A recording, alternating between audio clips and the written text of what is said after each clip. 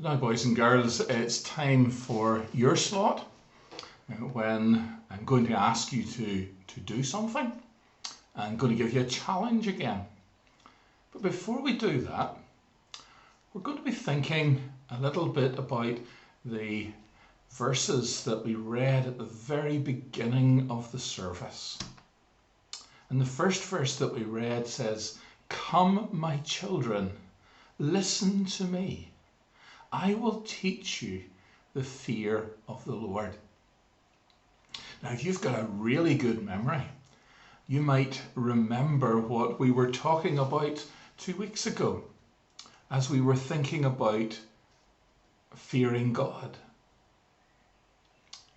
And I told you at that time that He will protect us if we trust Him. And that we don't need to have any fear about anything that's going to happen in our lives. Because if we trust God, then He will help us and take care of us. But what the psalmist is now saying is something a little bit different. We're being told now to fear God.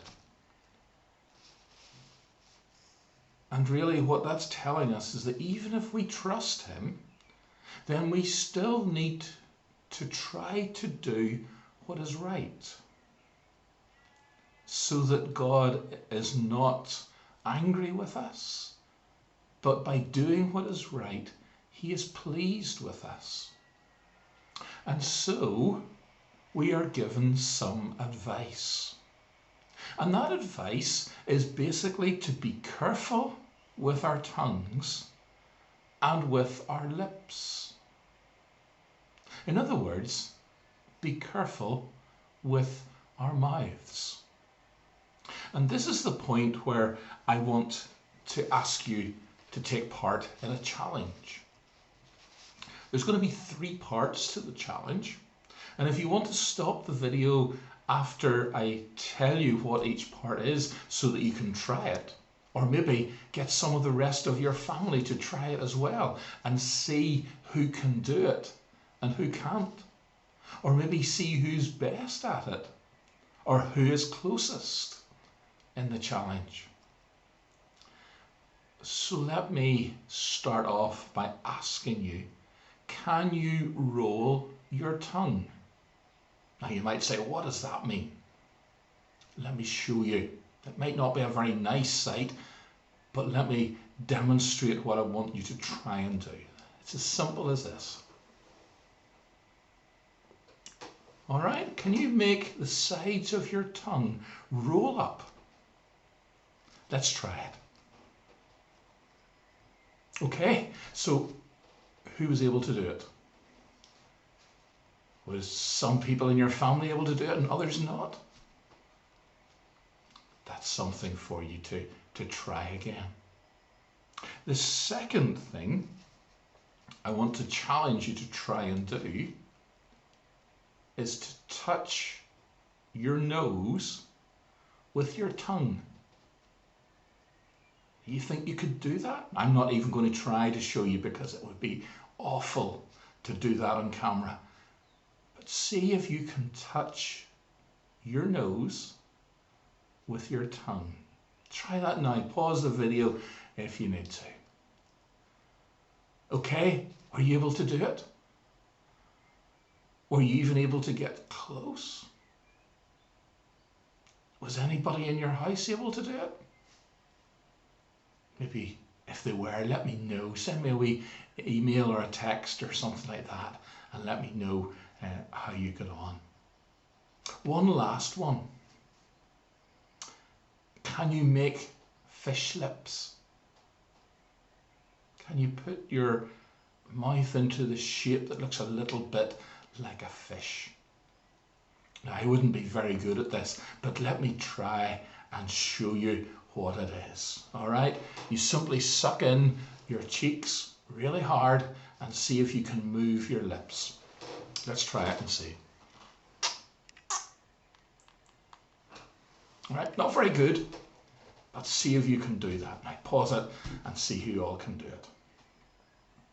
Okay, so you had the chance to do it. I'm sure some of you could do it and some couldn't. But as we were thinking about those challenges, we're reminded that this verse that we're looking at, or this little passage that we're looking at, is talking about our tongue and our lips.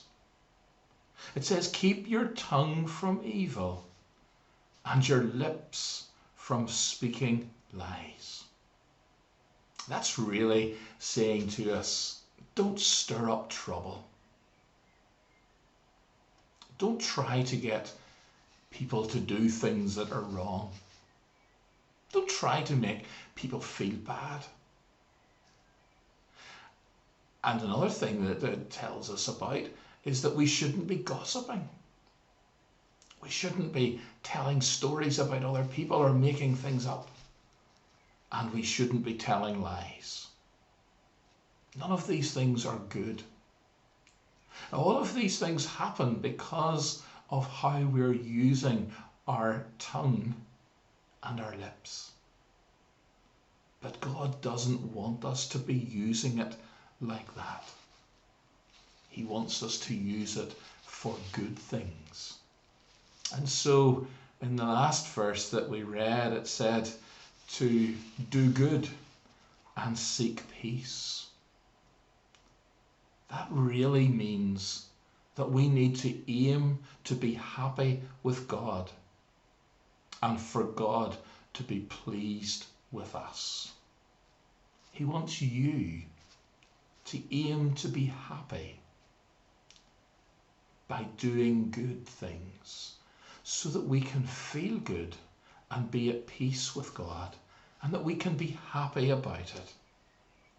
And if we do that, as long as we trust Jesus, then he will be pleased with us. We're going to hear our next song, and that's really what it's about. It's called I've Got Peace Like a River.